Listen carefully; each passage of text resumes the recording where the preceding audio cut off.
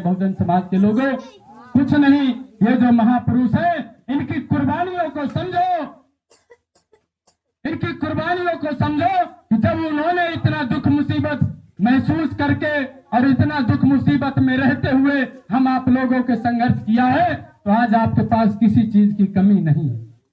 8 तक तो वैसे भी शिक्षा फ्री है, मुफ्त में शिक्षा देती है सरकार, कि चाहे 8 तक किसी भी स्कूल में भेज दो, सरकारी में शिक्षा है। लेकिन हम आप लोग अपने बच्चों को पढ़ाने में कोई जिम्मेदारी नहीं समझते। जब तक वो पढ़ेगा नहीं तब तक इस देश का उद्धार होने वाला नहीं है, इस समाज का उद्धार होने वाला नहीं है। अगर अपनी तरक्की चाहते हो, कितने भी नेता बदल लो, इस देश की आजादी के 70-75 साल हो गए, आज कहाँ है हम लोग? आप बताइए, आपके गांव में कितने एसपी, कलेक्टर, वकील, जज बन के बैठे? कोई नहीं पहुंच पाता है, क्योंकि आप सरकार हम लोग उन्हीं को बना लेते हैं, क्योंकि वोट देने की समझ ही नहीं हमारे पास। जब हम शिक्षित नहीं है तो कैसे समझेंगे? तो मेरे बहुजन समाज के लोगों, शिक्षा को अपनाइए और जिन चीजों से दूर रहना है दूर रहिए। अगर आपको मानना है, अगर आपको भक्ति करना है, अगर आपको गुणगान करना है, तो अपने महापुरुषों के करिए, जिन्होंने बदौलत हम लोग हैं, जिनकी बदौलत हमारा मान सम्मान स्वाभिमान है, जिनकी बदौलत थाने कचहरी में हमारी सुनवाई होती है।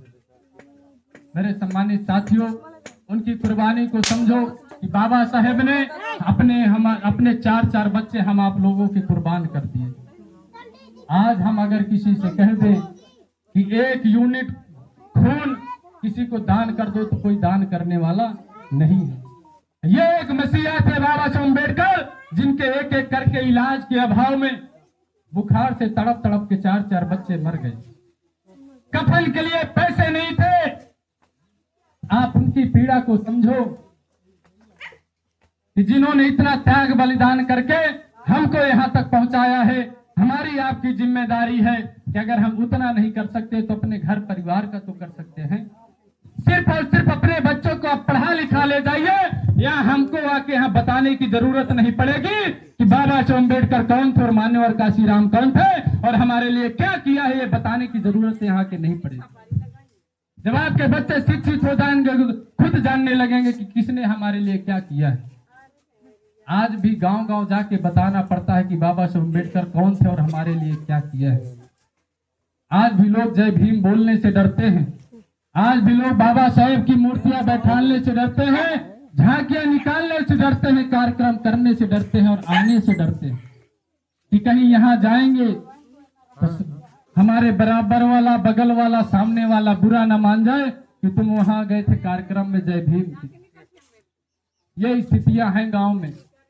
सम्मानित साथियों, हमको अपने बाप को बाप कहने पे गुरेज अगर हो रहा है तो हमसे बड़ा गद्दार इस देश में कोई नहीं है, अपने परिवार से बड़ा। और जो पिता अपने बच्चों को शिक्षा नहीं दे पा रहे, वो भी उनके साथ गलत कर रहे हैं। हम कहते हैं कितना भी दुख मुसीबत हो, कितना भी गरीबी में जीवन जी रहे हो, लेकिन उनको शिक्षा से दूर न करिए। वो जब पढ़ लिख जाएंगे, आपकी तरक्की होगी। जब आपकी तरक्की होगी तो गांव की तरक्की होगी, समाज की तरक्की होगी, उसके बाद इस देश की तरक्की होगी। अगर देश का प्रधानमंत्री तरक्की कर जाए तो हमारी आपकी तरक्की होने वाली नहीं।